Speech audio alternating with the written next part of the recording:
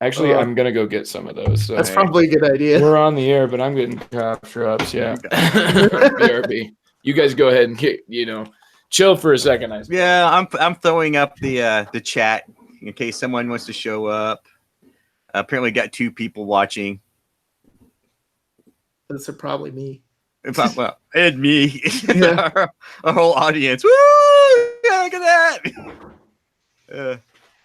Yeah, wasn't somebody asked me? They're like, "What surprised you most about podcasting?" I'm like, "The people care what I have to say and listen." Natural herbal cough drops. Oh, you sure you don't live here in the Pacific Northwest, Joe? Dude, fisherman's friend or bust. Yeah, I could have gone for some of those. These are kind of similar. These are like the Ricola knockoffs from, I think, Target. Well, my feeling is if they don't have fisherman's friend or Buckley's mixture, I get Ricola. So yeah. Mm-hmm. So just a heads up, since we're talking about Kickstarter, I might go into a rant, and you might have to reel me in a bit, because last week when we were going to discuss this, I was so wound up. Carissa came to me and said, "You shouldn't podcast. Let's go see Avengers instead." And she surprised me with Avengers tickets. So. Yeah, good for you, man. I get to go see it hopefully this Saturday. So I still haven't, don't spoil anything from Endgame. I hear that it's worth it. Yeah. My Liam, 9-year-old, sat through the whole thing for 3 hours. So yeah. Wow. There you go. That should tell you something. Iron Man dies. Let's just pretend like you didn't do that. Have you even seen it, Andy? No. Okay, yeah. I was gonna say, actually that got shouted down my high school's hallway. So I was already familiar with that one. I'm just gonna do like I did to someone on Monday. I said this PAX weekend, more Starks died in Avengers than died in Game of Thrones. I was like, man, how can you be more of a jerk? That's pretty rough. Did someone yell spoilers somewhere in China overseas? Yell spoilers and the crowd beat him up. Yeah. Well, no, in America, this football player did, and now there's a petition to get him fired from the NFL and banned from Marvel movies for life. Wow. Oh, okay. Their culture's insane. I'm going to start this thing so we can get this over with while Joe still has a voice. Well, the other one, I like to throw out fake spoilers. A friend of mine and I both hadn't seen Star Trek Generations, but I had actually he had seen it. He ended up seeing it before me, but I acted like I had seen it. I'm like, it's too bad the Enterprise blows up again. Mm-hmm. Then he came back the next day. He's like, "You son of a butt! I can't believe you spoiled that." I'm like, "Oh my god, that happens. I still haven't watched it." Okay, I got the notes. I've got this. You okay with me hosting this one, guys? We're good? Yeah, go for it. Sure. Yeah, I ain't up for it, man. You're gonna be T for Enter anyway, so. Okay, well, we'll see. I know it sounds like you might put me in my place, Trent, so we'll see. Okay, so here we go. 3, 2, 1. Welcome to a new episode of The Good, the Bored, and the Ugly. Yes, your ears are not deceiving you. The guys decided to let me host this episode because Joe came up with some excuse that his throat wasn't feeling well. I think he just wanted to give this to me to see if I can't drive this thing into the ground, as always. All I have to do to prove you wrong is start talking, TC. People can hear it. See, you sound fine. You sound great. You should take over. You're good. And on this episode, we're going to spoil the entire Avengers Endgame for you. How's that? God, no. Oh, okay. I'm going to have to host. Okay. Stop. Okay. Go back. Okay. Okay. We are actually going to discuss Kickstarter. And I thought it was going to be Kickstarter burnout, but you put in the evolution of Kickstarter. So I have no idea what the topic's going to be, other than it's going to be a Kickstarter roast of some sort. Joining me tonight is our regular host, who's not hosting, Joe. Mm-hmm. Mm-hmm. We have the ever curmudgeon-y Andy there. I'm not a curmudgeon. And you said you were. You boasted earlier today that you were the curmudgeon, the grumpy guy. So I'm just giving you your due. Mm-hmm. You're right, TC. I second. And if they'd stay off my board game lawn, it'd be fun. And the ever insightful Trent, who always comes up with some really interesting discussion points. He's the one who suggested our topic tonight after I bailed last week because apparently my wife said I was being too curmudgeon-y myself and drugged me and my family to go see Avengers Endgame. So I figured you guys already discussed this. So I was surprised to hear that we haven't encroached this subject yet. So I'm actually I'll try to get back in my saltiness. I'm not quite as salty as I was since I've learned a few things, but I'm still pretty salty about the whole thing. So we got some interesting topic. We got a good topic tonight. I think should be interesting. We're trying to keep it short so Joe keeps his voice because he's got to teach tomorrow. And we'll just go ahead and hit our reviews here that we're going to hit on. You taking the day off, Joe?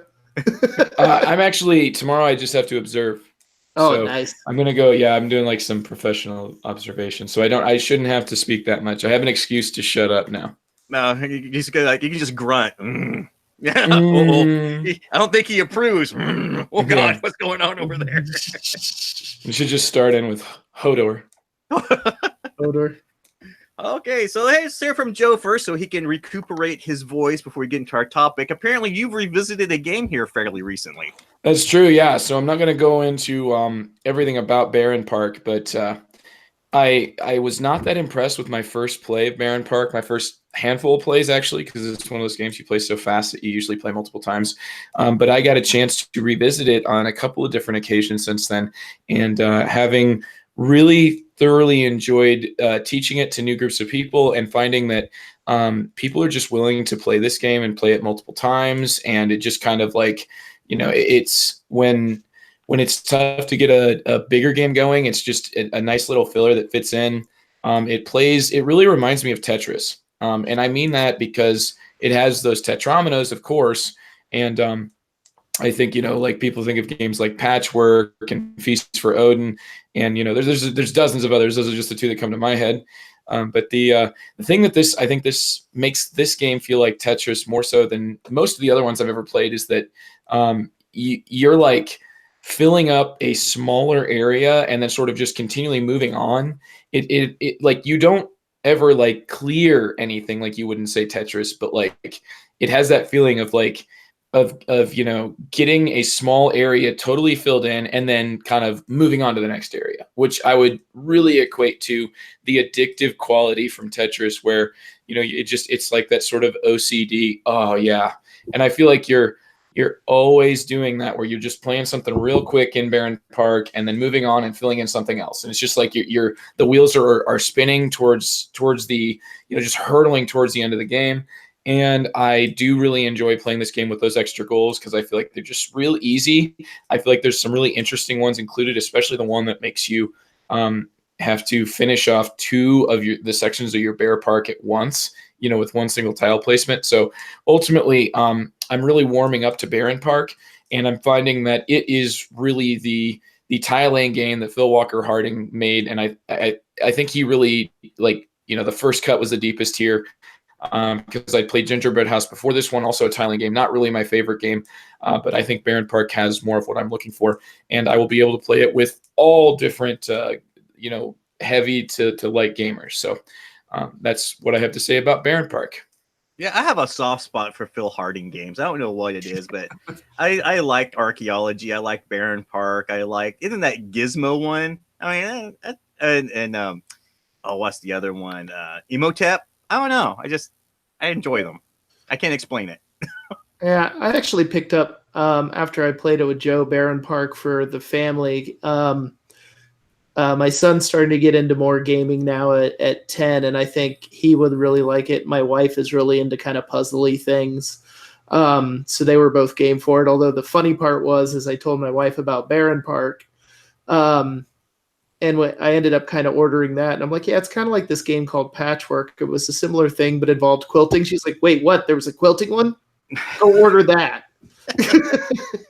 just steer clear of that that freaking Leacock game that it escapes me, that was based on yarn that was awful. Was it Nitwit? Nitwit, yes, thank you. See, it was so bad I blocked it. Well, the other selling point for my wife is I told her she can pick out the buttons we'll use to replace the cardboard token. She was all in at that point. Whatever it takes, right? Mm-hmm. Well, okay. So that was you. Any insight on this one, Trent? No, I haven't played it. I've only played Patchwork. Okay, I guess we're done with that. Let's go on to Andy. Andy looks like he's playing what, Fog of Love? I'm sorry. I'm sorry. I apologize. That was me and Joe later sometime. Fog of War here. This one I'm actually am rather curious about. I've heard some things about, but let's hear your initial impressions on this one. What you thought about it? Yeah, so some initial impressions of Fog of War. So I played this with Trent this morning, and I would say we got maybe 80%-ish or so of the rules right. There was a few things I missed with it, and I'll kind of get into the critiques of why that was. Overall, like, I was really unsure of how I would feel about this game. I kind of picked it up on the cheap for a while back and was just kind of wondering of, well, I got a lot of other 2-player games. Am I going to keep it? Am I not? And it finally just kind of worked out to where I could get it played with Trent this morning because I really wanted to see what this game had to offer. And I have to say, like, I really enjoyed it. There's a lot of like little mechanisms going on, but the main crux of the game is this concept of the fog of war. And if you don't know what that is, the fog of war is a concept that in warfare, you never have perfect information. You never know as much as you want to know. And a lot of times you may know nothing and just have to kind of plan for the best. So whereas, a lot of hex and counter war games, you kind of have perfect information. You know where all the chits are. Usually the randomness of the attack roll is what decides the fog of war in those. In this one, what happens is you've got all kinds of spaces around the board that key to different territories that you can try to take over, and you put cards in those spaces for defense. There's this thing called the operations wheel. Each round you can start a new operation, and then this dial turns, and you can't launch your operation until the dial turns twice. So you're always planning at least 3 turns ahead as to what you want to do. Basically, you're allowed to look at your cards at any point, but you can never look at your opponent's cards unless you want to do intelligence. So you get so many of these little intelligence tokens, and you kind of got to spend them to attempt to look at somebody's stack of cards. So you can look at defense cards, you can look at your opponent's operations cards, there's other things you can look at, but they also get to block you with intelligence if they want. So like you may have to spend 1 token to say, I'm going to look at Operation Foxtrot on your wheel, and your opponent could spend 2 and be like, no, I don't think I want you to do that, and kind of counter intelligence. You could then try it again, but now you have to spend 3. And it kind of goes up. And it's not a bid like you just know you lose everything you're spending. When you spend it, it's spent. And so, yeah, like you could burn through them all. You could save them for defense and just like pray that you've got everything right before you attack. So that's really kind of neat. So like all the gameplay is very much a kind of like, I know that you know that I know, but I knowing that, would I attack here instead, or is that actually a bluff? Because one of the things you get is with your normal attack cards that are either for sea and land and do so much damage, right, is you get like a large amount of these value 0 bluffing cards. So you can just be like, I'm going to slide 3 cards to defend Paris here, and they could just all be bluffs. But what's really fun and yet slightly annoying for your intelligence gatherers, if you successfully like get intelligence. So like if I try to look at Paris and Trent's controlling Paris and he lets me do it, I don't get to look at all the cards. I get to look at half the cards rounded down. So I never have perfect information. And then the fun part is if I use my intelligence on that area again the next round, it's still totally random. I could end up looking at the same stupid card I did the last round. So it's all about how do you want to spend your resources. And then there's different victory conditions. So if you're playing the Axis, you win the game by, you start with 2 secret cities that if you control at the end of the game, you win, or if you can get to 70 points on the point track, you win. The Allies win if they can keep the Axis from taking their 2 victory cities. or if they can basically take Germany. It's really neat. It really is, because it really is like a total just mind screw of a game. You're just looking at it and you're just like, are they going here, whatever. And then combat is very deterministic. So you basically flip over all of your cards, and then the battle results are either like a defeat. There can be a defeat, there can be a rout where you just like massacre everyone attacking you. If it's like double the defense value compared to the attack value, to actually achieve victory, you have to hit it with double the attack value of the defense value for victory outright. And if you don't achieve victory, you end up in a thing called a quagmire. And the way a quagmire works is you randomly discard half the cards for the defense and the attack, so you can just lose your best cards. And then every round it comes back to you. So if I start an attack that ends up in a quagmire, the next round for me, I have to try to resolve that combat again. So I can try adding cards to it. But if I flip open all the cards again and there's still not an outright victory, then we got to discard half the cards all over again. And it just can like eat stuff up. Yeah, but it's really neat. And then at the end of the year, you get to do some deck building. So you get to use some industry to put cards back into your deck and build a bigger deck for next time. And it's very asymmetrical there. So like I was playing the Axis powers, and the Axis powers start with access to all of their cards.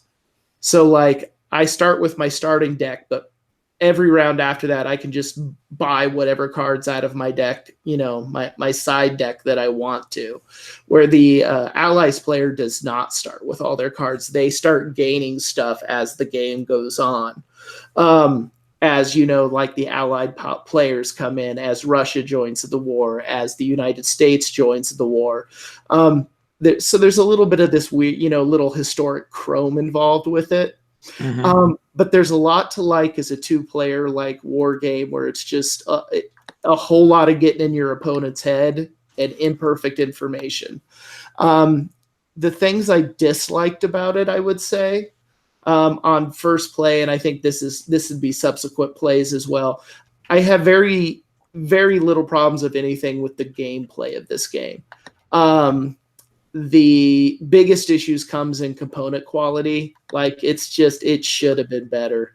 Like Stronghold games I don't know, for whatever reason, the component quality I feel is lacking in their games.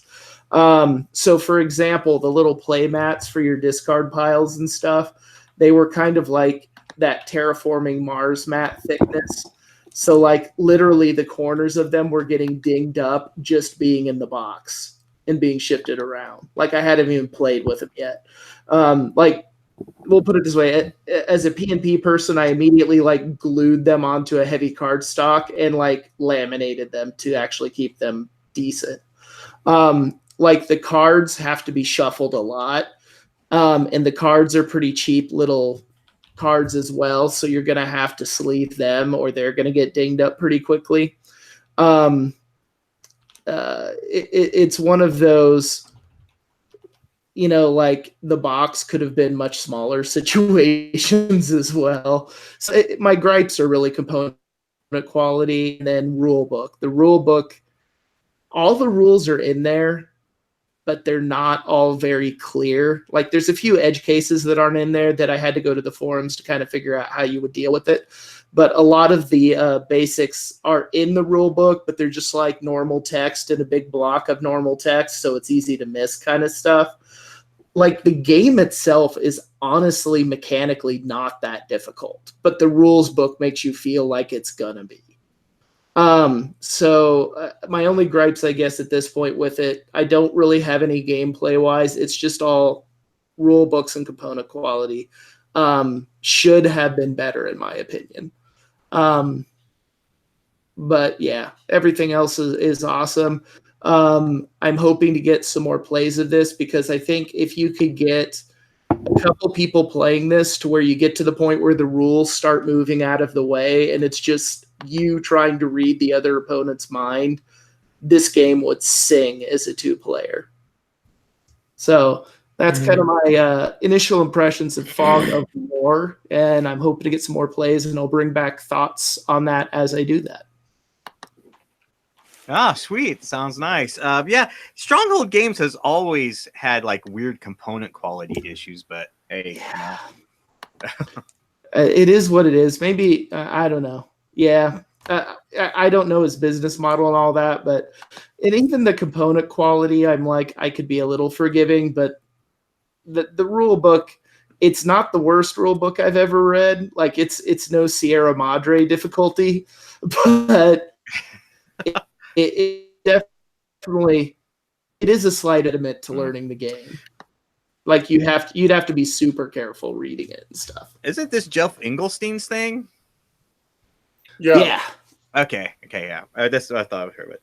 Okay, Trenton, were you playing this one with Andy? Yes, I did.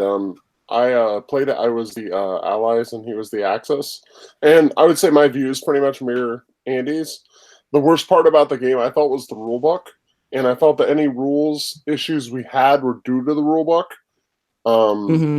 That rule book is like 24 pages long and badly organized, and it could have been 12 pages long and made a lot more sense. That's odd considering that's strange, but yeah, okay. It was really not good. I looked through it a bunch, and it was just like, and it was bad. It needed a good rulebook editor. It really did. The component quality, I mean, it wasn't so bad that it was like problematic, but it could have been better. The rulebook was the big issue for me, but the game itself was really good. The game itself was really enjoyable. Nice. Well, it sounds like we're going to be moving on to you for. I've never even heard of this one, Deep Space D6. It's kind of interesting considering there's a Deep Space Nine documentary coming out here in the next few weeks. So maybe this is tied in somehow, or just maybe a weird coincidence. I don't know. I don't think it's a coincidence, but you never know. So this is a solitaire game. It's completely solitaire. It was basically entered into a.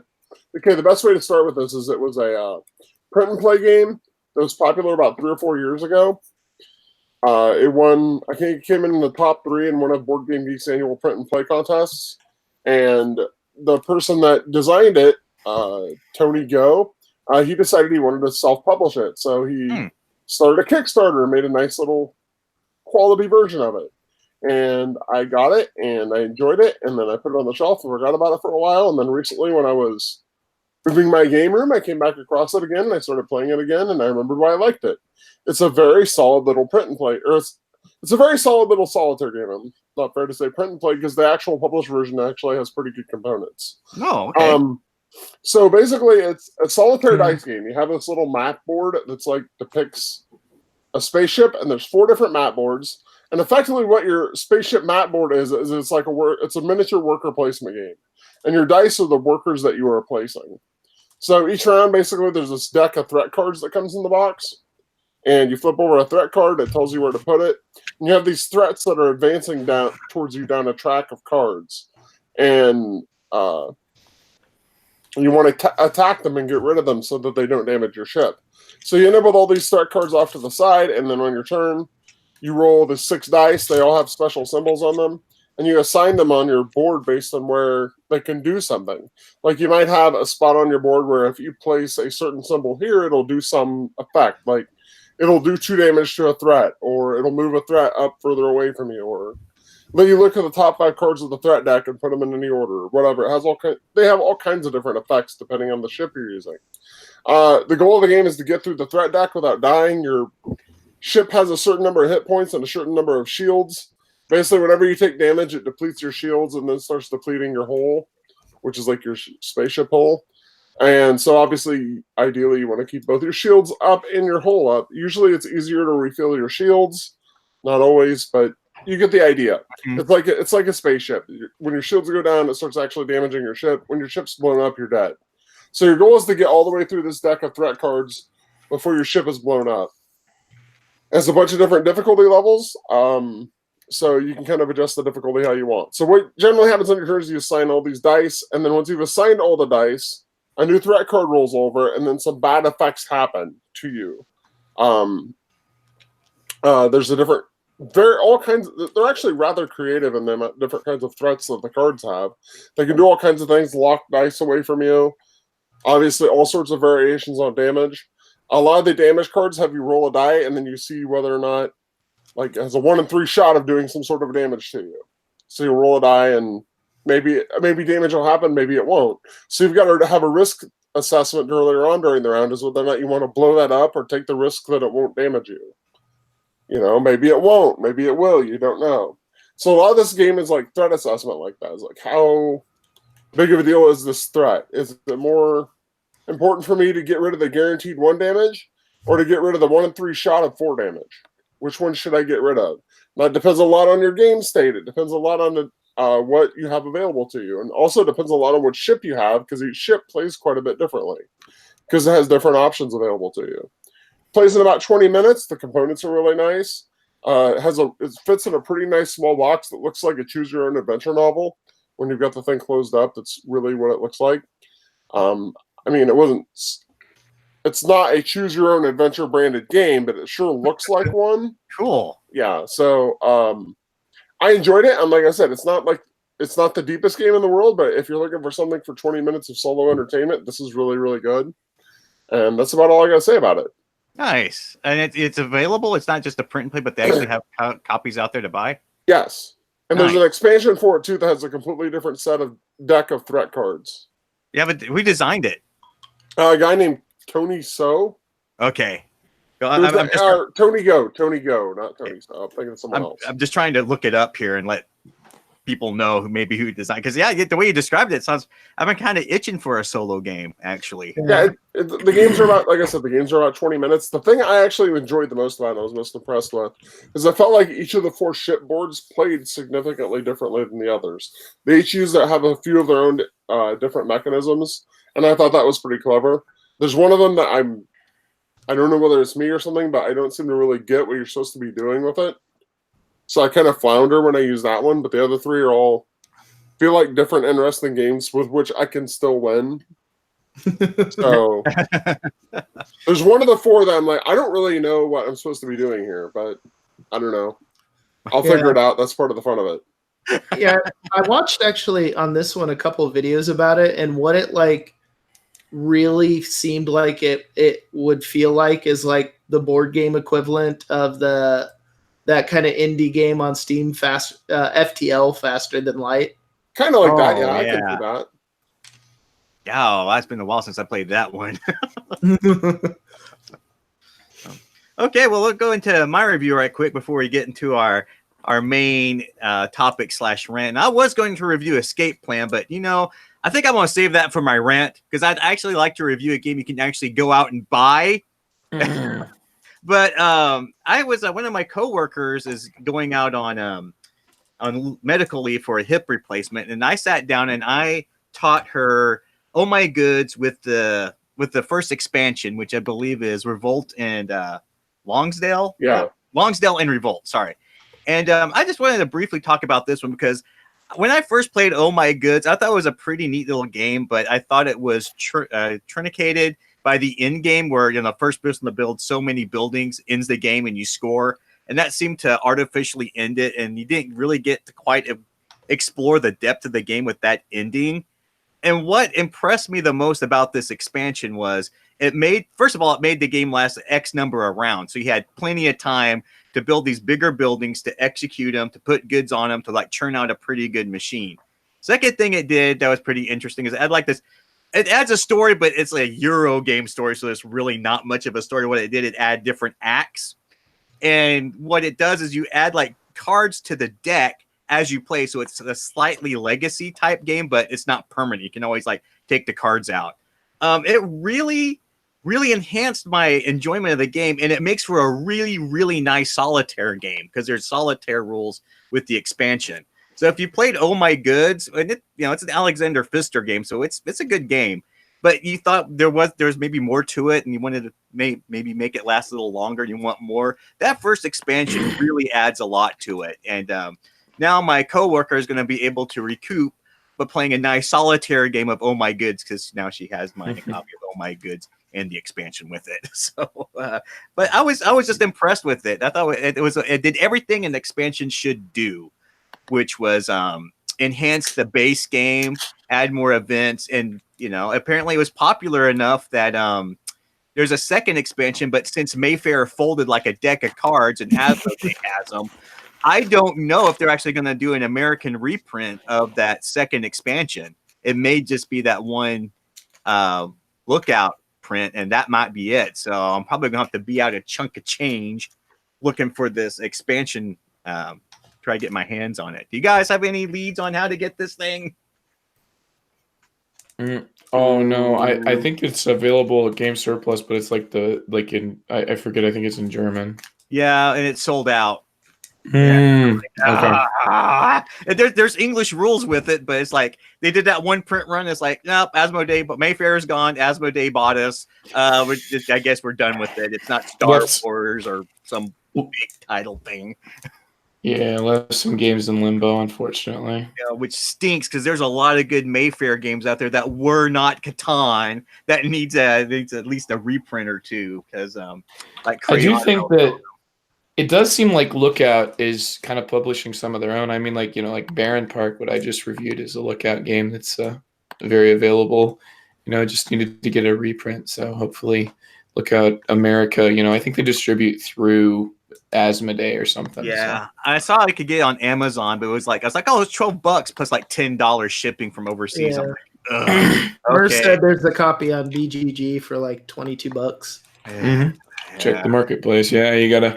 Sometimes you gotta pay. I mean, it's gonna be $22 for that deck of cards that would have probably been $15 retail. But hey, at least you get it.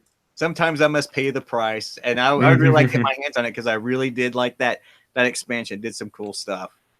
So that was a quickie throwaway review. Yeah. So because I really want to get into our topic, and that is Kickstarter games. And the reason this thing set me off as bad and as hard as it did was that we was at game night. I think it was like 2 weeks ago, and that's when Escape Plan came out. Right, everybody was getting their copies of the new Vidal Lacerda game. And I passed on Escape Plan because I figured this was not going to be up my alley because I've played Lisboa twice.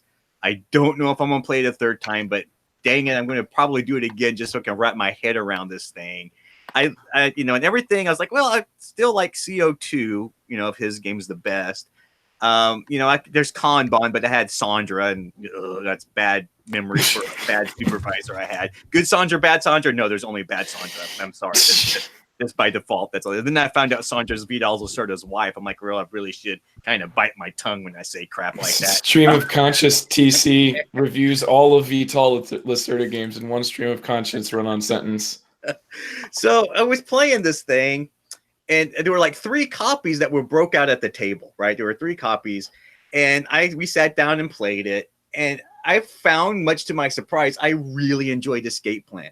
Really, I mean, I was like, wow, this game has turned me around on Lacerda. Absolutely. I love this thing.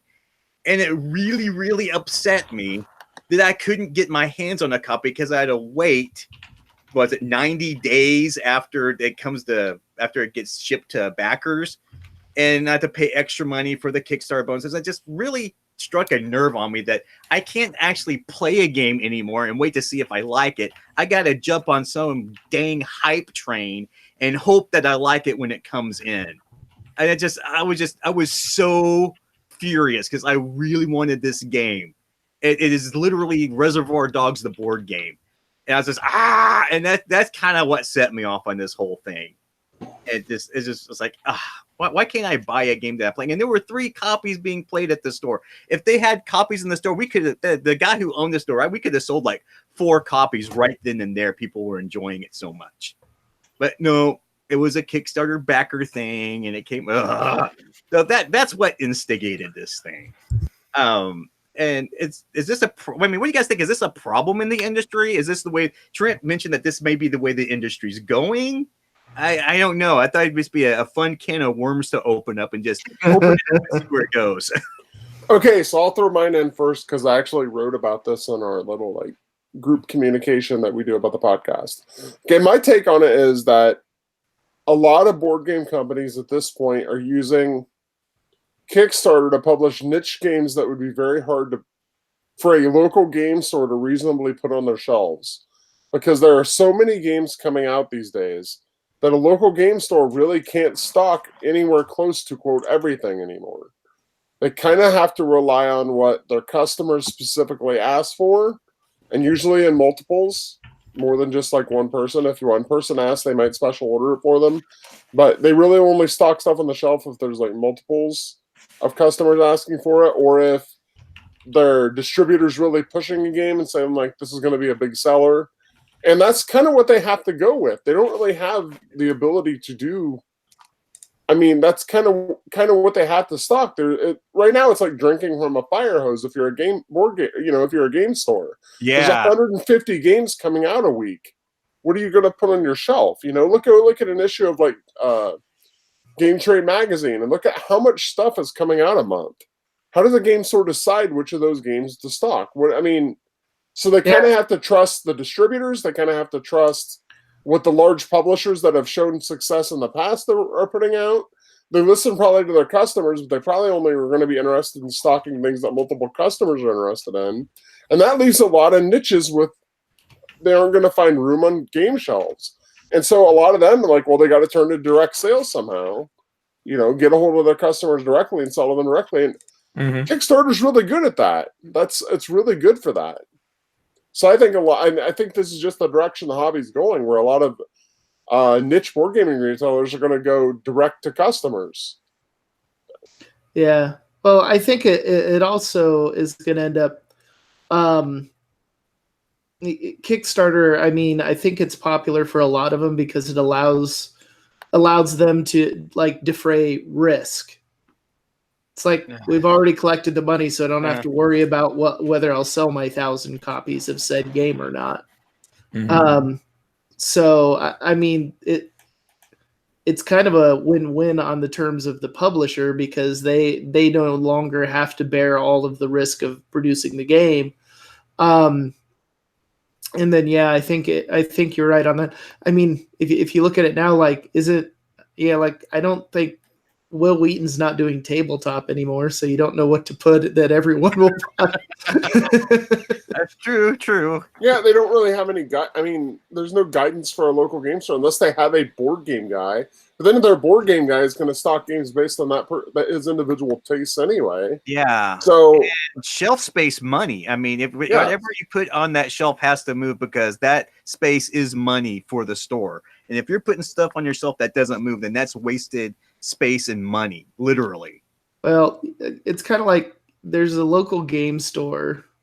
I'm not going to use names, but there's a local game store that seems to have had that issue with they didn't really have anybody super knowledgeable about what they were going to sell, because there's just loads of stuff on these game stores' shelves, but not a lot of it's moving. Like, there's stuff that's been there for like ridiculously long amount of time.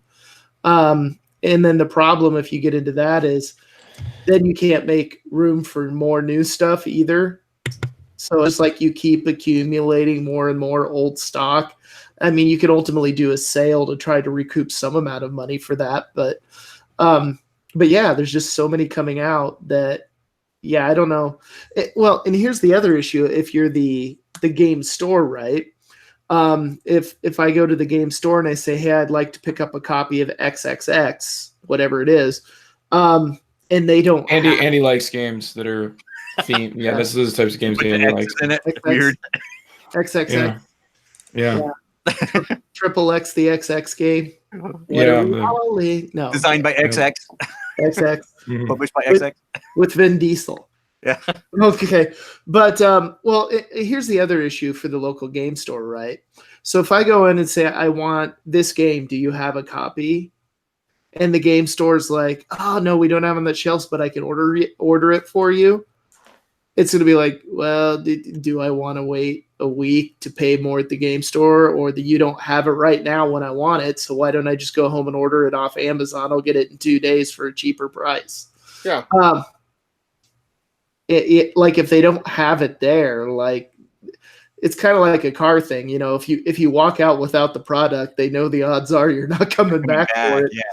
Well, it used to be like if you ran a game store, you needed like at least 10 things in your store, like Magic, Pokemon, Catan, Dominion. There were like a list of like 8 or 10 evergreen games that if you put them on the shelf, they would move just by virtue of how popular they were, and it had some product. Twilight Struggle was one of them. But I was talking to the game store owner, and like even those games aren't moving anymore. It's just too much to pick so from. much, and he's having to fall back on Pokemon and Magic because those are a returning customer base that he can get money off of. And I think you guys are hitting a lot of it on the head, is that there was just so much out there. What used to be counted as an evergreen tile that could move just isn't anymore. Yeah, there's too much. Yeah, there's too much available. Like, I think your chances of getting to an evergreen title are lower. Like every year as more and more come out, it's harder and harder. You know, it becomes harder and harder to be a Ticket to Ride. Yeah, another one. Remember how everyone was saying that Splendor was going to be an evergreen? That's not true anymore. Everybody's looking for the next Splendor, but every time it's like, oh, this is the next Splendor. Oh, this is the next Splendor, and like, well, no, because Splendor isn't a thing anymore. You see, trust me, not everyone is looking for that Splendor. I'll give you that one, Trent. You don't want a dry, themeless game about rocks? Oh, come on! This is the next big thing, Trent. But yeah, but in the other question though, I mean, like in terms of getting a variety of games, like unquestionably, Kickstarter is a good thing. Like, because there's a lot of games that'll come out on Kickstarter that would never see the light of day without Kickstarter, right? So there's some good to it, but like one of the things I think I worry about is there's one aspect to doing games on Kickstarter that I dislike, and weirdly enough, two things that are about equal dislike. One is the Kickstarter only exclusive crap. Yeah. I dislike that. But the other thing that like I think I dislike, if not as much or possibly more, is the tendency of a Kickstarter project to be awesome and everyone wants it because, oh my God, look at all this crap you're getting. Like, here's the base game and you can buy 4 expansions right now. It's like, no, they should be in the freaking game then. Like, just give me the game. Well, that's a whole nother issue with Kickstarter drives me up the wall. Those are called stretch goals. No, and that's these are like on top of the stretch goals. On top of the stretch goals? Yeah, like your add-ons. Oh my goodness. Yeah, because one of the things that drives me up the wall about Kickstarter is like they add stretch goals. We're like, well, if we pass this certain point, if we pass this certain point, it's like they're just trying to get other people to hype their game, get other people to buy it. And I don't know if they're actually adding that much more to the Kickstarter justifies what they're adding into the game at that point. Well, and like stretch goals, some insight I've had into stretch goals, like, and this isn't every project, but a little bit behind the curtain, is it seems to be some of the stretch goals were crap that they cut out of the game because they needed to remove stuff anyway. Like the game was better. The game was tighter and better for it not being there. And now we're putting it back in. But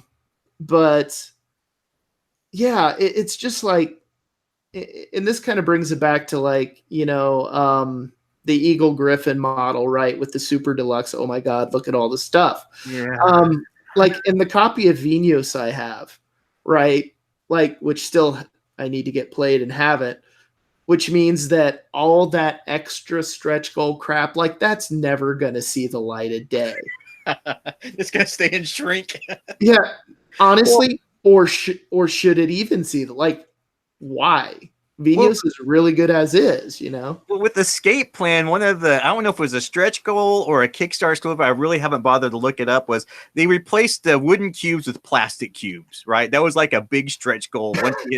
And I was playing Mr. Pink, because if you're going to play a Reservoir Dogs game, you have to play Mr. Pink. I've got to be Steve Buscemi. That's just the end of the discussion. And then the guy was playing purple, and we put the purple and pink cubes on the board, and we literally could not tell the color difference. They were so similar, and that was a stretch goal to make the game better. like, I think part of that was they wanted to tap into. You can kind of have a neon color effect with the plastic cubes that you really can't pull off with wood. I think is what they were going for there. But I agree with you that the wooden cubes are better in terms of functionality with that. I agree completely. I was like, why was this even a stretch goal when it makes it like that's non-functionality to your game? I was like, I couldn't believe it. And that's another thing that rubs me about Eagle Griffith games sometimes is that, okay, they have Vidal Lacerda as a designer. They have Ian O'Toole as an artist. And they don't have enough confidence to publish this thing on their own. They have to put it on Kickstarter and make, what, $600,000 or $800,000? I mean, I think the audience is in there already if they had enough capital to put it out. I don't understand. Do they not have confidence in the designer? Do they not have confidence in the artist? I mean, what's Kickstarter for me is supposed to be an avenue where you can't get it published on your own, and you're asking the community for support to get your project out so it sees the light of day. And that's just what Eagle Griffin is doing. Just rubs me the wrong way. When I mean, what On Mars got 800,000. There's like 200,000 away from $1 million on that Kickstarter. Yeah. What's the risk with these two guys? Yeah. And it's crazy too on that because like everyone was like so like, oh my God, when like Scythe broke 1 million, and now that's like now that's happening frequently with non-miniatures games. Yeah. Which is kind of crazy. But yeah, like for the bigger companies, and maybe it is, I don't know, like I could see the issue being is if you're doing that as your business model, it's probably pretty hard to switch. Like maybe. Like is Cool Minion not still kickstarting? Last I heard they weren't anymore.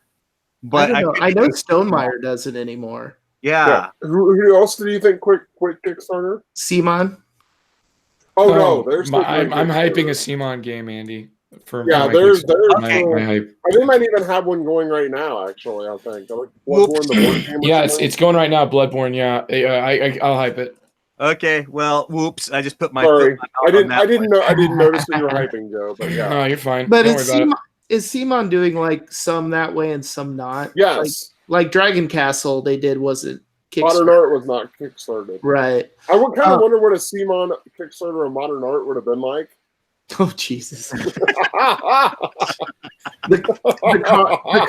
cards are poster size. It's like I don't even know, but the idea is amusing. Anyway. Oh, that's great.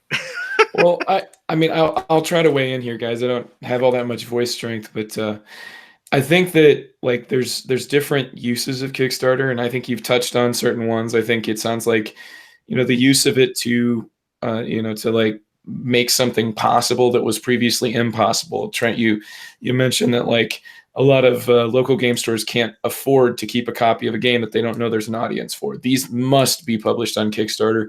Otherwise, they're just not going to have enough of a backing. They're not going to find a large distribution network. They'll end up with 1,000 copies in somebody's garage somewhere.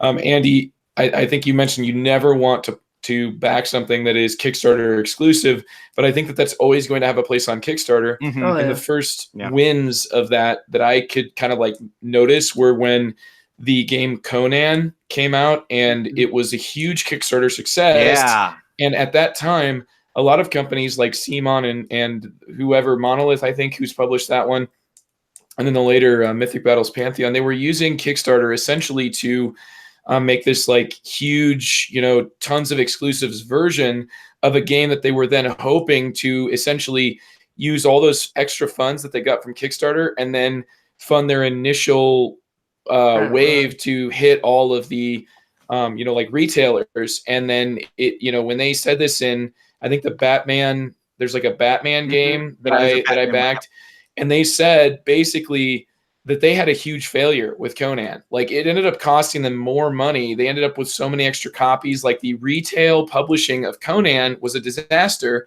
And that's because, it can be for any number of reasons. Maybe some of it is because the game had some questionable depictions of, like there was some kind of some kind of questionable content that got exposed after the game was released to Kickstarter backers that might have affected people. But I think the biggest reason was that the demand was already fulfilled. I mean, Yeah. Kickstarter fulfilled the initial demand.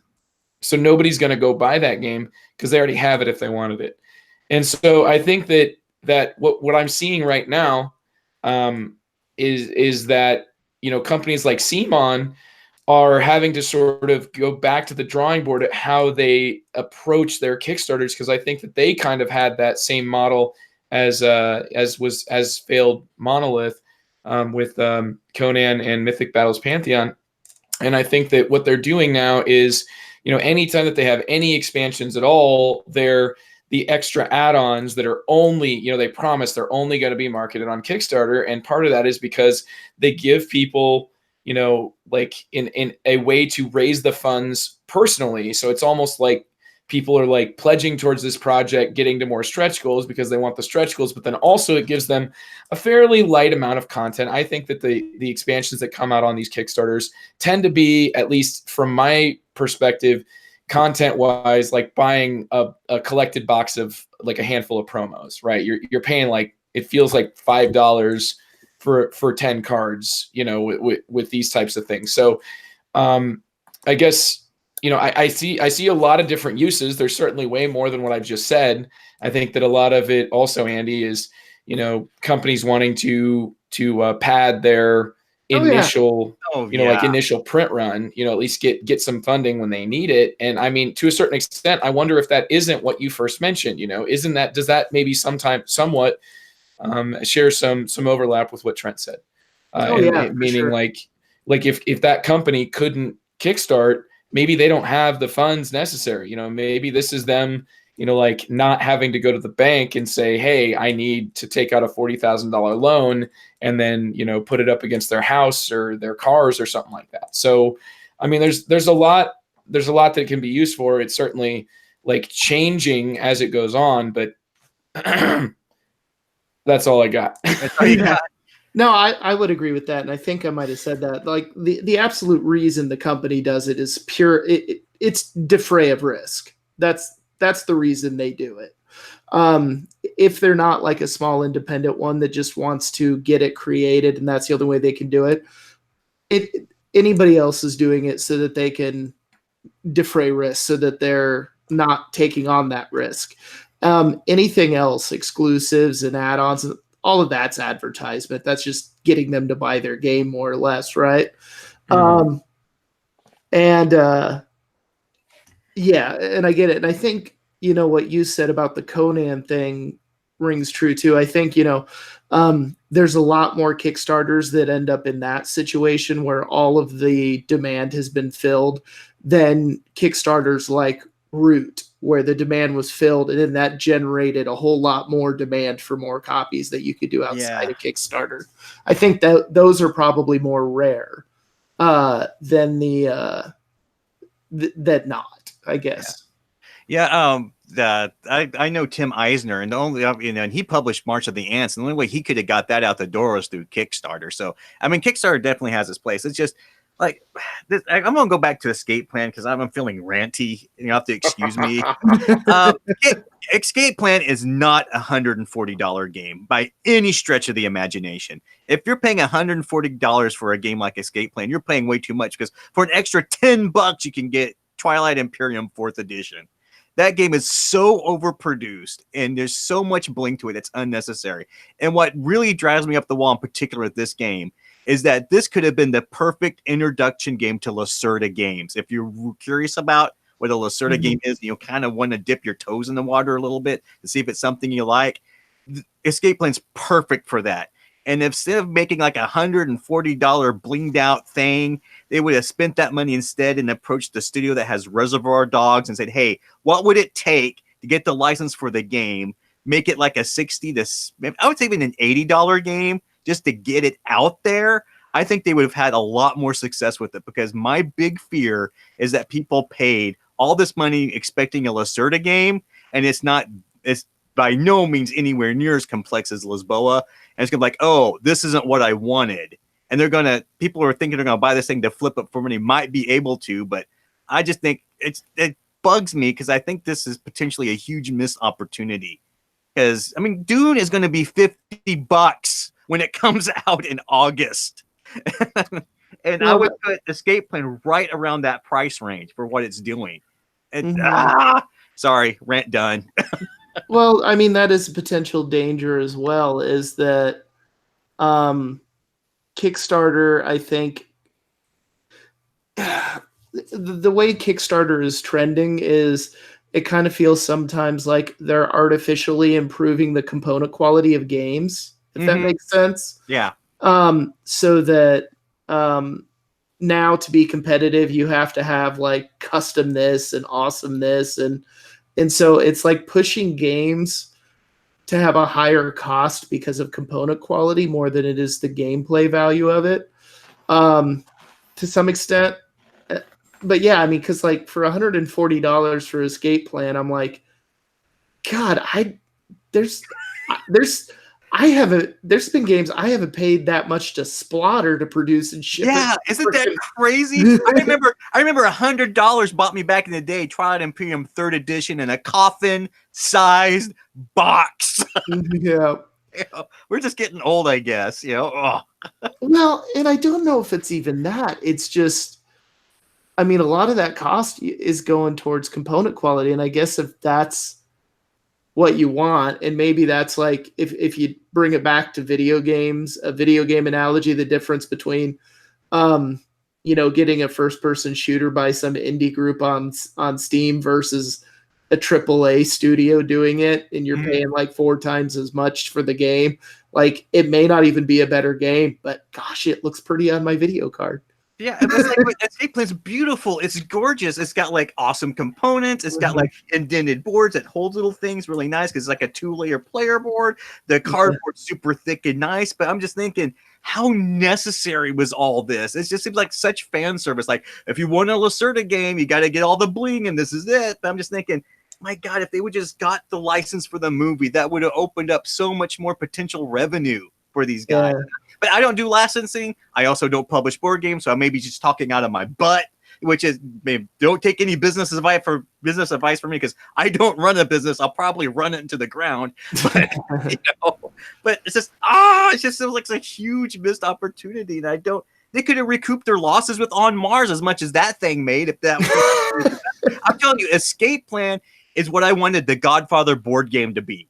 I was just like, this is so much better than the Godfather board game. If they would have got the license for Escape Plan, this thing could have done. It could have done. It would. Maybe I just want to be Mr. Pink with Steve Buscemi. Maybe that's my thing. Maybe I want to see Eno Toole draw him on my board. Maybe that's my thing. Well, I mean, and here's the bad thing on the end of the consumer, and honestly, this is the community of consumers doing it to themselves. So I don't know how much pity you can have for that. But so you're paying like $140 for, say, Escape Plan, right? Or to some extent, even a Splotter game. So I'm not taking it off Kickstarter. I do this to myself as well. So I'm not innocent in this by any means. So we're spending a ridiculous amount of money when, like, if you really look at the statistics of how many times people actually play that game. Now, I guess I can almost guarantee you there are people who own Lacerda games from Eagle Griffin who haven't broke to shrink because they're too busy trying to flip it. I'm looking at you. Well, or even that, like, okay, so like let's take it to Venus. Like, I have the deluxe version of that, although that's a present, right? So, but looking at everything that's in there, right?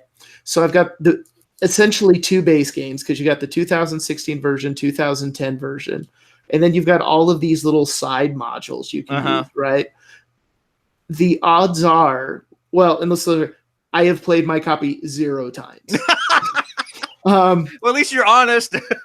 Which honestly, mostly that it boils down to mostly that being a case of at the time, like, our group wasn't that into Lacerda games. It was harder to get them to the table, and it's a giant heavy box. It's a pain in the butt to haul carry around. Yeah. But okay, so anyway, that's justification. So let's look at pure statistics, because the statistics on how many times people play most of their games is that game was going to get played less than 5 times. Absolutely. For the average person. Yeah. Which means all of those extra modules are completely a waste of money on the point of the consumer. It's just, they look like more stuff equals good, right? That's like Americans. That's why we love the all-you-can-eat buffet, right? Yeah. But realistically, like, you're never going to use that stuff. But as a consumer, we're still dumb enough to fall for it. Myself included. Like, I'm not innocent. Well, I think Trent's the only person I know who's actually played Gloomhaven all the way through. Yeah, we played Gloomhaven all the way through, and yeah. You probably, like, of everyone who bought that game, probably like 0.5% of people who've actually done that. Unless they were doing it solo. That's the only way I could see it happening. I mean, we literally played it every week for like a year. And we got through it. We're done. Yeah. We're done. To which Trent is quite thankful for, I think. Well, now we're pretty deep in other campaigns now. So, in other games. But, yeah. I'm glad it's done. But I think that's the biggest issue I have with Kickstarter is for so many games. Well, yeah, for so many games, it's more is better, and that's as much a fault on the consumers as it is the publishers, really. But it's a feeding mechanism into this. So now it's like, oh, if I'm going to be competitive, I have to have more too. Because you look at games like. Some of the way Capstone's done their games, for example, with what was the last one? Race for the Chinese. Let's say that racing game. There was basically like, here's the game, here's the price, and like if you do that, like you barely fund sometimes because people look at it, oh no, stretch goals or add-ons, and like they won't back it. So it's like a vicious cycle you get trapped in that situation. I suppose if you're into sort of, the thematic-y American games and you like dropping $300 for a Crazed Minis project, you're like in hog heaven. But yeah, but it's got wooden components. Ugh. Yeah. But, I mean, Kickstarter, I think, it's one of those things too that I think is kind of like some aspects of social media and stuff is like no one's really 100% sure of what it is, and everyone's just kind of trying to figure out what they can get away with. Well, I guess some companies have made out pretty well then, yeah. Well, yeah, I mean that's what's that. Okay, if I do this, do I make money? And then everyone else like, holy crap, they made money doing that? I should do that too. It's we could do a whole episode on like how Kickstarter has changed the board game industry, and oh god, you could and you have some and then you're going to add into I think probably in the future it's going to be needed even more with Asmodee just publishing everything under the sun. It's going to be like, will Asmodee publish it? No. Well, I guess no one's going to, since they own like 90% of everything. I guess I got to throw this on Kickstarter to at least get it out. Yeah. Well, and I mean, the other issue I think you have with Kickstarter is the good thing is it allows a whole lot of games to be created that never would have ever been created. The bad thing is most of them were probably not that good. Yeah, I don't know. That's a pretty messy thing there, Andy, because I'd say the same thing. Like there's some sacred cows, some pretty sacred animals you could say are kind of the same sort of thing. Like why does anybody need, if it wasn't viable before, well, even if it's viable now through this program, doesn't mean that it's actually good. It just means that people want it. And just because people want it doesn't ever mean it's actually good. And that's why you have to trust your friendly online or local, if you're in the area, to Tabletop Podcast to tell you whether or not the game's actually good. Also, this is why Adam Sandler's been able to make movies for the last 15 years. Wow, it doesn't have to be good, but people will pay for it and like it, apparently. Yeah, that's like the whole music industry in general at this point. Joe, that was almost the perfect transition to hype. Yeah, that's because see, I could actually transition into hype by just like my game totally like you guys spoiled it just like Iron Man. You spoiled it. You spoiled it. It's done. But before you, does anybody have any other thoughts on Kickstarter? I mean, I just wanted the platform to rant a bit about Escape Plan. I think Kickstarter is. I think of Kickstarter much the way I think of most of the internet is. Some of the best things that you'll ever find in your life are on Kickstarter, and some of the worst things you'll ever find in your life are on Kickstarter. Well, it's kind of like the internet. Wow, you're right. Kickstarter's kind of like Twitter, except there's actually good things on Kickstarter. Oh, and it's not in a bubble. Oh no. Kickstarter is also like Twitter. If you read the comments, you're just going to wind up hating the human race. Okay, we got references to Twitter. We got a reference to internet. Joe, you got to throw in something here. Well, there's podcasts on Kickstarter. I don't back them. I don't know. I don't think that. I mean, I guess it's just people choose Kickstarter to get their podcasts out there because that's the post thing that we're already scrolling through, and so we see it and we're like, oh yeah, I'll go there. Okay, guys, we have to come up with how we're going to kickstart this podcast because I want to know what stretch goals we're going to come up with. I know a stretch goal. It'd all just be like torture. I've got it. I know a stretch goal. I've got it. Okay, what is it? We'll have a special episode where I read Tuesdays with Maury. Nah. If we hit another stretch goal, I will actually publish my game design I have called Game Picker. Mm-hmm. Yeah. I will make a list of ways of things to say to dodge ever having to play Dune or Rex with TC. Things you can say to avoid it. Yeah. Mm-hmm. I have to wash my hair. There's one of them. I'll play. I will live stream the Rampage on the NES and play it for 6 hours straight, hating life. We're saying that the stretch goes to play Fog of Love with TC and Joe. That'll be actually, I would do that, TC. I would definitely do that. Okay. I would do that. That would make that a low stretch goal. I'm fine with that. There's no problem. I have to get this in here because I just came up with the tremendously curmudgeonly old man thought about Kickstarter. So I'm leaving it here. So you want to know what the common ground between Kickstarter comments and Twitter comments are? Entitled millennials. Speaking of entitled millennials, I'm going to be hyping. You have to throw the Fire Festival in there. You have to throw the Fire Festival in there. Yeah. Hey, it wasn't so bad. I was there. I am hyping, the downfall of Kickstarter and also the downfall of all of our societies, and that is the downfall of our podcast. Pretty much, the Cool Mini or Not production of Bloodborne, the board game. Now, for background, I've played Bloodborne, the video game, and it's not my cup of tea. But I really respect it's just, brutally hard. It's the type of game where, it's like a Devil May Cry, just with the difficulty turned so high up. And it has like a structure of like risk reward to it, where you want to go out and then kill a bunch of things and get this like currency. At least it's called like souls in the Dark Souls games. I forget if that's what it's called in Bloodborne, but you want to go out and get it and then get back to your like safe place and then buy weapons.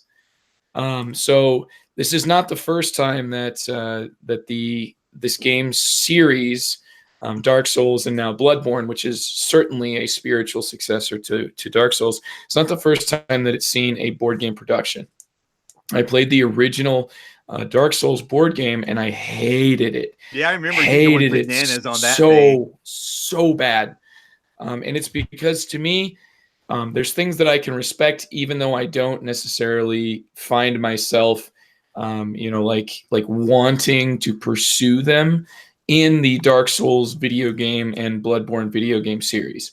However, that board game basically took the idea of having to die to get anywhere, which is not part of Bloodborne. Like in Bloodborne, you can they do speed runs of this game where you literally don't take a single hit. People play it, don't take a single hit the entire time. right? Like you are actually getting better at the game as a player through pattern recognition, and like honing in your Twitch skills and stuff like that. And then reading all the forums and watching all of these other people do it, because like that's probably the quickest way to do it, right? But anyway, I hated Dark Souls because first of all, it didn't seem like it really punished you for dying. Like you didn't have to go pick up your stuff or anything. And it seemed like really the game forced you to go through and then just die. And to me, that's just, it's totally wrong. It feels wrong. It's out of the spirit of Dark Souls. And I feel like you really have to sort of warp the idea of Dark Souls sort of making you better as a player.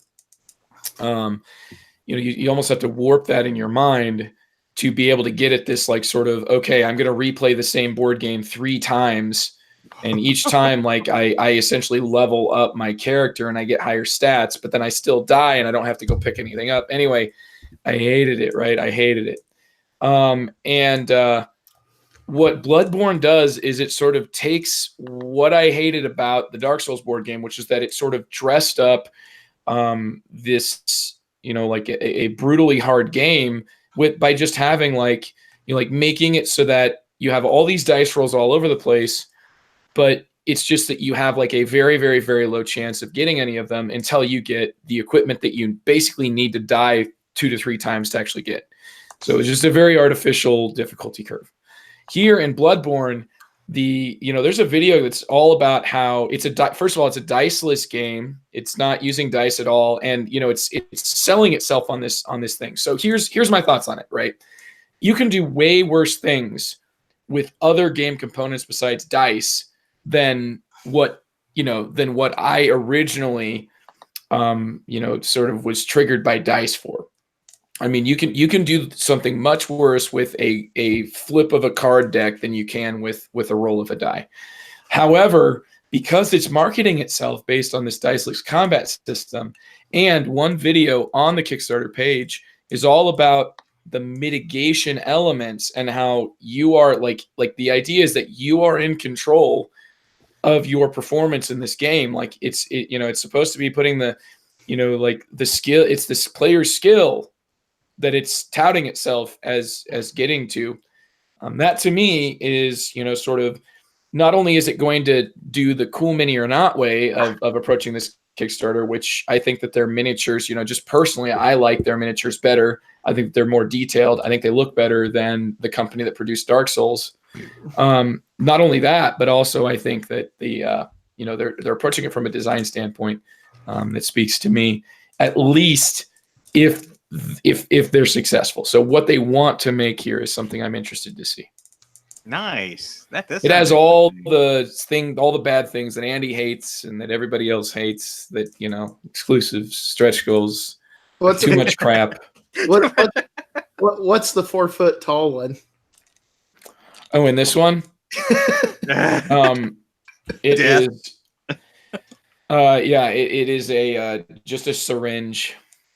Syringe comes with the game. Yeah. Oh. Yeah, well, it actually is working. You can actually manipulate it. Yeah, it works. Yeah. And then they have on the Kickstarter page, like the locations where you can donate plasma so you can afford to buy it. Mm-hmm, yeah.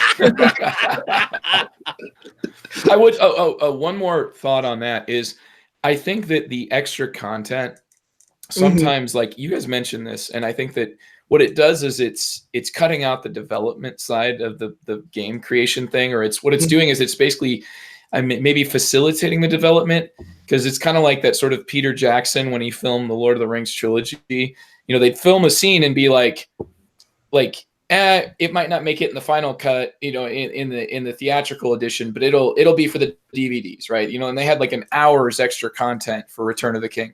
And I think that that's kind of how, like these developers, sometimes they might have disagreements about what belongs in the game or not. And, ultimately the person higher up on the chain, the chain of design command, whatever that is, gets their say, but then maybe they can just say, well, I know how much you like this. We're sticking it in this, this as a stretch goal or something. Mm-hmm. Okay. What you got for us, Andy? Oh, let's see. I don't remember now. Oh, yeah, no, I gave you. It says oh, you put here bus. right. Yep. So I'm hyping this. I'm not sure if there'll actually be any copies to buy by the time it comes out, but I'm going to hype it anyway. So Capstone Games just put out their 20th anniversary edition of Bus. And at least as of today, which is May 2nd, he put out in the newsletter that they've added additional units. So what's going to be happening with Bus in Capstone is there's going to be two versions. There's the 20th anniversary edition, and then there's the regular for retail edition. Basically, as I can tell, the only difference in these two editions is just cosmetic. So like the 20th anniversary has a little better wooden components, a double-sided board, that kind of thing. I'm hyping it just because I want to play more Bus, because that game, I think the only game I've played that has that much ability to spite your opponents was in Infamous Traffic. So that's intriguing to me. But yeah, so I guess I'm hyping Bus, particularly the 20th anniversary edition. The difference in price, I think, was like $25. So the anniversary edition's $100. The base will be $75. From what I can see, though, is if like Trent and I've talked about it, Trent already owns Bus and was like, I don't see any reason to get it if I already own it. I would agree. Like, they're functionally and gameplay wise, there's no reason to, I think, buy these unless you just like nicer stuff. But if you're happy and pleased with your copy of Bus you got from Splotter, I don't think there's a particular reason why you need a new one. But if you're like me and you came into the Splotter goodness later in their design cycle, you can do a lot worse as Splotter wise to buy. But $100 is probably what I would have paid for a Splotter version to be shipped overseas to me. Mm-hmm. So that doesn't feel bad at all. But if you do want the anniversary edition, like I said, by the time this comes out, I don't know if there'll still be units available. If they are only being sold directly from Capstone. And from what Clay has told me, because I asked him about this, this is a one and done. So if you want the anniversary edition, it's kind of a now or never, and it has to be ordered directly from Capstone. Usually Clay's prices are pretty competitive, and I think it's got free shipping on it too, so I don't see an issue there. But yeah, Bus is awesome. Like, it's such a good Splotter game. I really, really liked it. So I'm just going to shell out the money to get the really nice version. But like I said, if you already own a copy, then it's really how much is nice stuff worth to you. Like, there's no need, I think, to get it gameplay wise. It's just whether, you need that. So yeah, it looks like you can still order the 20th that, anniversary edition for $100 through Capstone.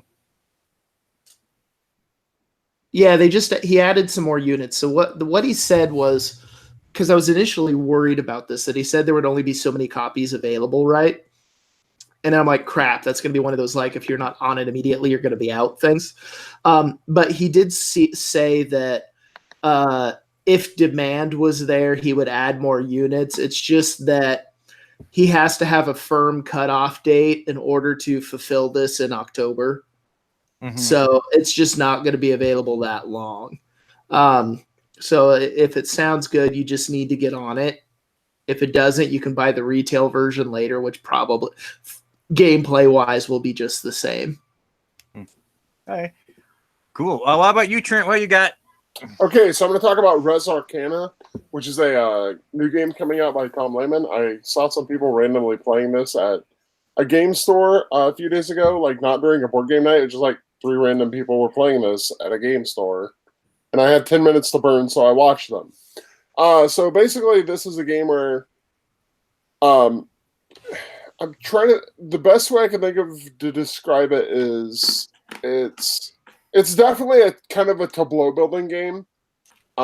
Basically, you spend a lot of your turns generating resources. Eventually, you're going to use those resources to play cards.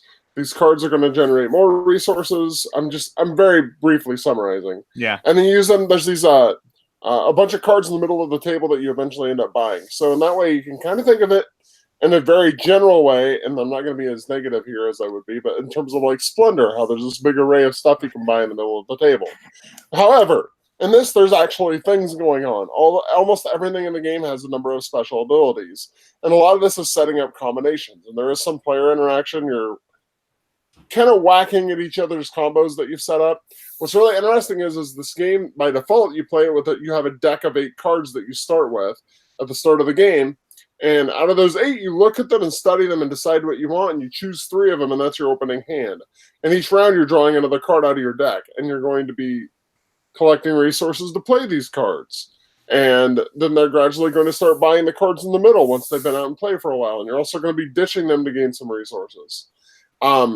So by default, the way it seemed is all the players there were 4 different unique decks of 8 cards in the box that each player could have. But you can also draft them, which seemed way more interesting to me. Like, they hadn't done that, but they seemed to think that would be the thing they would do in the next game. And I could tell right off that would be the interesting way to go for me. Because that would add a lot more decision-making to the whole game. It would feel more like a Magic draft. I think it could be a comparison. So I would say that if you played Splendor and found it really boring, but you like the idea of kind of building a tableau where you're actually doing stuff rather than just collecting gems, you probably would like Res Arcana. And I'm looking forward to actually playing it myself. It looked actually really interesting. Looked like it played quickly. I definitely think even right off the bat, I would rather play this with drafting. It looked good. Designed by Tom Lehman. He's got a really good track record. So I'm interested. Have you played the board game yet? What, that New Frontier? What was that? Yes. Thing New Frontiers, yes. Is that any good? I liked it. I thought it was pretty good. I enjoy it too. It's Puerto Rico in space. It's funny how much it ends up feeling like you can still feel the echoes of Puerto Rico in it. Nice. I saw it, but I haven't seen anyone play it. I was wondering if it was worth my time. Yeah, it's pretty good. I liked it. Everybody go buy this game so that Tom Lehman has enough financial cushion so that he can actually finish his 18xx game. Just all up to 1846. 1846. Yeah, 1834. Nice. I'm going to hype it because since I took a big dump all over Kickstarter and Eagle Griffin, they actually did something pretty cool, and I'm going to hype it because, as you all know, On Mars is on Kickstarter, right? And it's funded, and I'm looking at going, I don't know if I want to get on, but they actually announced a retailer plan that my local board game store is actually on board with, where they're going to get I can actually place an order through my local game store, and they're going to get a copy of the game for me. And as a bonus for ordering it through the local game store, there's like an exclusive promo card you're going to get. And I can actually play the game first to see if I want to play it. And it's not going to come with the Kickstarter extras. I can actually see what those are to see if it's going to be worthwhile to get later. So I'm actually pretty pleased that they've actually gone this route to support brick and mortar stores. So if you guys are interested in On Mars and you want to support your local board game store, talk to your board game store and see if they're going to do a retail package for On Mars, because I think this will be a really good way to go to get the game. Yeah. Also, I mean, since we do have a sponsor, I'll kick this in. I don't know if he will get copies of On Mars or how that's all going to work, but typically Carmen has been really good about. Yeah, we should throw that in there too. Yeah. Because I think Vinos, I might have gotten that through him, the Kickstarter. Anyway, there's a lot of times he will have Kickstarter editions of games like that available for purchase as long as he has them. Well, we'll give an update on that. I gotta get a hold of Carmen first if he's gonna do that. But if he does, that'll be when we start our next episode, we'll put that as a little plug in there as soon as we can get some confirmation on that. Yeah. Sounds good. Yeah. Anything else you guys want to say before we call it? Get off my lawn. Get off my lawn. Okay, there you go. How about you, Joe? You gonna pass out from exhaustion and your sore throat? Are you still with us? Yeah, I'm still here. Just remember, dude, NyQuil, best stuff in the world. It sounds worse than it is. I'm doing better than I sound. Yeah. You're getting better. How about you, Trent? Any famous last words here before we call it? Nope, I'm good. All right, Cool. let's call this one, guys. Let's call it an early night. Thanks for giving me the microphone to rant. Support Game Surplus, and we will see you next time on The Good, the Bored, and the Ugly. Bye-bye. Bye.